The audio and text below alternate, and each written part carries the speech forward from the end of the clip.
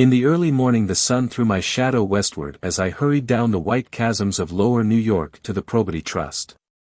I knew the other clerks and young bond salesmen by their first names, and lunched with them in dark, crowded restaurants on little pig sausages and mashed potatoes and coffee.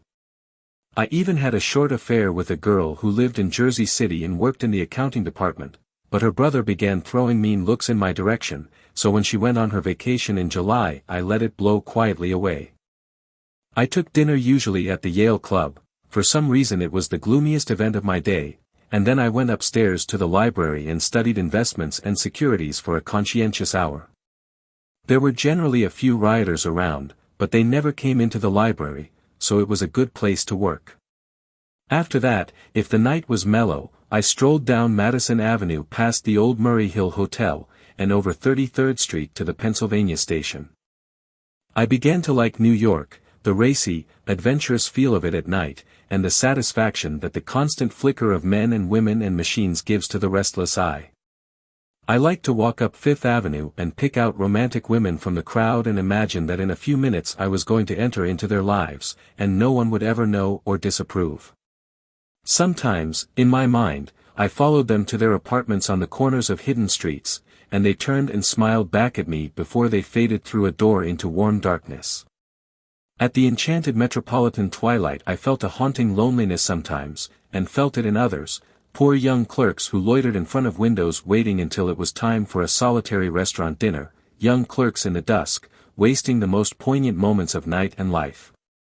Again at 8 o'clock, when the dark lanes of the 40s were lined 5 deep with throbbing taxicabs, bound for the theater district, I felt a sinking in my heart.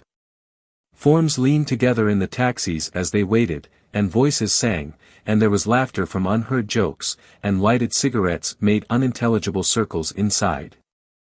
Imagining that I, too, was hurrying towards gaiety and sharing their intimate excitement, I wished them well. For a while I lost sight of Jordan Baker, and then in midsummer I found her again. At first I was flattered to go places with her, because she was a golf champion, and everyone knew her name. Then it was something more. I wasn't actually in love, but I felt a sort of tender curiosity. The bored haughty face that she turned to the world concealed something. Most affectations conceal something eventually, even though they don't in the beginning, and one day I found what it was. When we were on a house party together up in Warwick, she left a borrowed car out in the rain with the top down, and then lied about it, and suddenly I remembered the story about her that had eluded me that night at Daisy's. At her first big golf tournament there was a row that nearly reached the newspapers, a suggestion that she had moved her ball from a bad lie in the semi-final round. The thing approached the proportions of a scandal, then died away. A caddy retracted his statement, and the only other witness admitted that he might have been mistaken. The incident and the name had remained together in my mind. Jordan Baker instinctively avoided clever, shrewd men, and now I saw that this was because she felt safer on a plane where any divergence from a code would be thought impossible. She was incurably dishonest. She wasn't able to endure being at a disadvantage and, given this unwillingness, I suppose she had begun dealing in subterfuges when she was very young in order to keep that cool, insolent smile turned to the world and yet satisfy the demands of her hard, jaunty body. It made no difference to me. Dishonesty in a woman is a thing you never blame deeply. I was casually sorry, and then I forgot. It was on that same house party that we had a curious conversation about driving a car. It started because she passed so close to some workmen that our fender flicked a button on one man's coat. "You're a rotten driver," I protested. "Either you ought to be more careful, or you oughtn't to drive at all." "I am careful." "No, you're not." "Well, other people are," she said lightly. "What's that got to do with it?" "They'll keep out of my way," she insisted. "It takes two to make an accident. Suppose you met somebody just as careless as yourself." "I hope I never will," she answered. "I hate careless people. That's why I like you." Her gray, sun-strained eyes stared straight ahead, but she had deliberately shifted our relations, and for a moment I thought I loved her. But I am slow-thinking and full of interior rules that act as brakes on my desires, and I knew that first I had to get myself definitely out of that tangle back home. I'd been writing letters once a week and signing them, "Love, Nick," and all I could think of was how, when that certain girl played tennis, a faint mustache of perspiration appeared on her upper lip. Nevertheless, there was a vague understanding that had to be tactfully broken off before I was free. Everyone suspects himself of at least one of the cardinal virtues, and this is mine. I am one of the few honest people that I have ever known.